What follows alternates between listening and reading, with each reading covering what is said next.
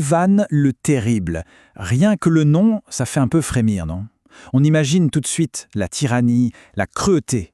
Mais et si cette image, finalement, ce n'est qu'une partie de l'histoire? On va s'intéresser aujourd'hui à l'une des figures les plus complexes, les plus contradictoires de l'histoire. Un homme qui a été à la fois un monstre et un visionnaire. Voilà le grand écart. D'un côté, on a l'image du tyran sanguinaire, le monstre que la propagande européenne a dépeint. Et de l'autre, on a un réformateur brillant, un véritable bâtisseur d'empire, et même, tenez-vous bien, un candidat très sérieux au trône d'une puissance rivale. Alors comment on réconcilie tout ça? C'est ce qu'on va essayer de comprendre. C'est la grande question en fait. Et pour y répondre, il faut faire un bond en arrière. Il faut remonter à ses origines. Et c'est une histoire assez surprenante qui commence bien loin de Moscou et qui a vraiment forgé l'homme qui se cache derrière la légende. Cette histoire, elle commence donc ici. Les racines d'Ivan sont en fait profondément ancrées dans les terres de ce qui est aujourd'hui la Biélorussie. Et ça, c'est à cause d'une personne absolument capitale dans sa vie, sa mère. Voici Elena Glinskaya. Elle vient d'une famille noble très influente du Grand-Duché de Lituanie. Mais attention, elle n'était pas juste la mère d'eux. Non. Après la mort de son mari, c'est elle qui a pris les rênes du pouvoir. Elle a gouverné d'une main de fer en tant que régente et elle s'est révélée être une dirigeante extrêmement compétente et une stratège politique redoutable. Mais ce pouvoir, il a un prix terrible.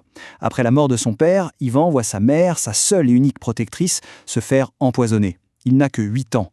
Et comme si ça ne suffisait pas, juste après, sous ses yeux, l'amant et principal allié de sa mère est arrêté, jeté en prison et littéralement affamé jusqu'à la mort. Cette succession d'événements d'une violence inouïe a gravé en lui une méfiance absolue, quasi pathologique, envers la noblesse, les boyards. Avant de devenir le terrible, Ivan, en s'appuyant directement sur l'héritage politique de sa mère, a mené une période de réforme absolument incroyable. C'est une phase souvent oubliée, mais c'est elle qui a transformé la Moscovie, qui était un État encore assez fragmenté, en une véritable puissance en devenir. Et l'ampleur de ces changements est juste stupéfiante. Premièrement, il met de l'ordre dans l'économie, avec une réforme monétaire qui crée une monnaie unique, fini le chaos. Deuxièmement, une réforme de l'administration locale, qui donne plus de pouvoir aux communautés pour qu'elles assurent elles-mêmes la sécurité. Et enfin, le point crucial, une réforme militaire qui crée une armée de professionnels, les streltsy, équipés d'une artillerie de pointe. Et ça, pour l'Europe de l'Est de l'époque, ça change complètement la donne. Évidemment, une armée pareille n'est pas là pour défiler. Elle va très vite être mise à l'épreuve. C'est la guerre de Livonie, une longue guerre pour l'accès à la mer Baltique qui va mener à un événement clé, le siège de Polotsk. Et c'est là que la puissance militaire d'Ivan et sa réputation vont se télescoper. L'année charnière, c'est 1563. Ivan, en personne, prend la tête d'une armée gigantesque pour aller assiéger Polotsk. Il faut bien comprendre que Polotsk, à l'époque, c'est la deuxième ville la plus importante de son grand rival, le Grand-Duché de Lituanie. Regardez-moi ce déséquilibre, c'est juste ahurissant. Les estimations parlent d'une armée moscovite de près de 70 000 hommes, avec 200 canons, face à une petite garnison de 2000 défenseurs à tout casser. Le résultat semble joué d'avance. Mais le plus intéressant, ce n'est pas tant la victoire, c'est la façon dont on l'a racontée. Et voilà ce qui sort quasi immédiatement dans toute l'Europe.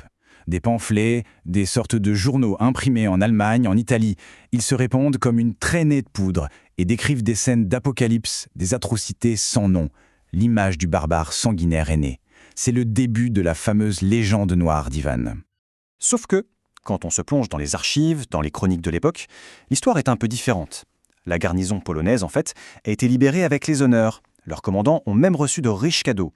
La population civile, majoritairement épargnée. Et, geste incroyable, Ivan a tenu une promesse et a personnellement rendu une relique chrétienne très précieuse à la cathédrale de la ville. On est loin, très loin, de la propagande. Mais l'influence d'Ivan, elle ne s'arrête pas au champ de bataille.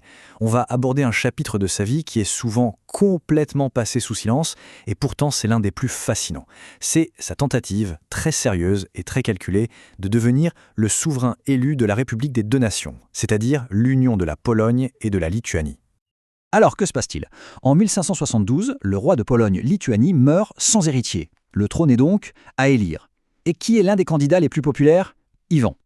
C'est fou, mais la petite noblesse locale, qui en avait marre de ses propres oligarques, voyait en lui un souverain fort, capable de remettre de l'ordre. Il est passé à ça de réussir ce qui aurait créé un immense bloc politique en Europe de l'Est. Et cette petite phrase, rapportée pendant les négociations, elle est géniale. Elle en dit tellement sur le personnage. Quand on lui a suggéré de céder une partie de ses terres comme une sorte de dot pour faire élire son fils, Il aurait répondu ça avec son esprit vif et caustique. On a là un négociateur, un politique, pas juste un tyran brutal. Bon, il n'a pas eu le trône polonais, mais son histoire est loin d'être terminée, bien au contraire. Le débat sur qui était vraiment Ivan, sur son héritage, a fait rage pendant des siècles. Et chaque époque a, en quelque sorte, réinventé son propre Ivan, selon ses besoins. C'est ça qui est fascinant. L'image d'Ivan est devenue un véritable enjeu politique. Pour Pierre le Grand, c'était un modèle, un précurseur dans sa propre quête d'un accès à la mer. Pour les historiens du XIXe siècle, c'est l'incarnation de la tyrannie autocratique à abattre. Et puis arrive Staline, qui voit en Ivan une justification historique parfaite pour sa propre brutalité, au nom de la consolidation de l'État. Tout ça nous laisse avec une question fondamentale. Entre la légende noire écrite par ses ennemis, l'idéalisation par certains de ses successeurs et la complexité de ses propres actions, où se trouve le véritable Ivan? La vérité, ce n'est peut-être pas de le juger comme bon ou mauvais, c'est peut-être simplement de comprendre comment une seule et même personne a pu incarner autant de contradictions à la fois.